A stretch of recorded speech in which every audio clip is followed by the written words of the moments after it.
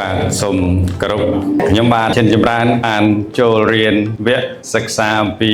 Reprogram Your Mind for Abundance ក្នុងរយៈពេល3ថ្ងៃនេះគឺខ្ញុំបានទទួលចំណេះដឹងច្រើនមហាសាលនៅក្នុងជីវិតពិតដែលជាតថភាពពិតនៃអ្នកជំនួញក្នុងឋានៈជាសហគ្រិនម្នាក់ដែលបានប្រឡូកនៅក្នុងវិស័យជំនួញជាង10ឆ្នាំនៅពេលដែលខ្ញុំបានចូលរួមសិក្សា scan អំពីជីវិតអ្នកជំនួញខ្ញុំបានយល់ថាដំណើរនៃការធ្វើជំនួញរបស់យើងកន្លងមកគឺវាខុសមានន័យថាយើង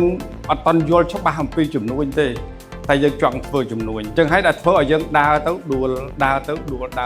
ហើយក្នុងឋានៈខ្ញុំជាកូនកសិករម្នាក់គឺខ្ញុំអត់មានលុយគ្រប់គ្រាន់ក្នុងការធ្វើជំនួញដើម្បីដួលទៀតទេតែខ្ញុំបានចូលរៀនវគ្គ Reprogram នេះពេលខ្ញុំបានទទួលចំណេះដឹងនៅកំហុសឆ្គងទាំងឡាយរបស់ខ្ញុំកាលពីអតីតកាលបើក្រុមហ៊ុនមួយហើយក្រុមហ៊ុនមួយទៀ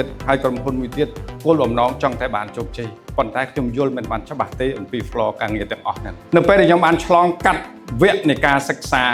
Reprogram ហើយខ្ញុំបានយល់ថាការដែលរៀបចំ plan មួយដ៏ត្រឹមត្រូវការរៀបចំ cash flow មួយដ៏ត្រឹមត្រូវការរៀបចំ product flow និង work flow មួយដ៏ត្រឹមត្រូវនេះគឺជារឿងមួយដ៏ល្អបំផុតក្នុងឋានៈជាសហគ្រិនគ្រប់រូបត្រូវតែយល់ដឹង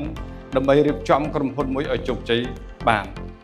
ដូច្នេះចំណេះដឹងដែលខ្ញុំបានទទួលក្នុងរយៈពេល3ថ្ងៃនេះច្រើនមហាសាលដែលមិនអាចកាត់ថ្លៃបានចំណេះដឹងនេះបើប្រៀបជាលុយវិញគឺច្រើនមហាសាលណាស់មិនអាចកាត់ថ្លៃបានទេអញ្ចឹងខ្ញុំក៏សូមថ្លែងអំណរអគុណយ៉ាងជ្រាលជ្រៅចំពោះលោកបណ្ឌិត Johnny ដែលគាត់បានបង្ហាត់បង្រៀនខ្ញុំហើយក៏ខ្ញុំចាត់ទុកគាត់ថាគឺជា mentor មួយរូប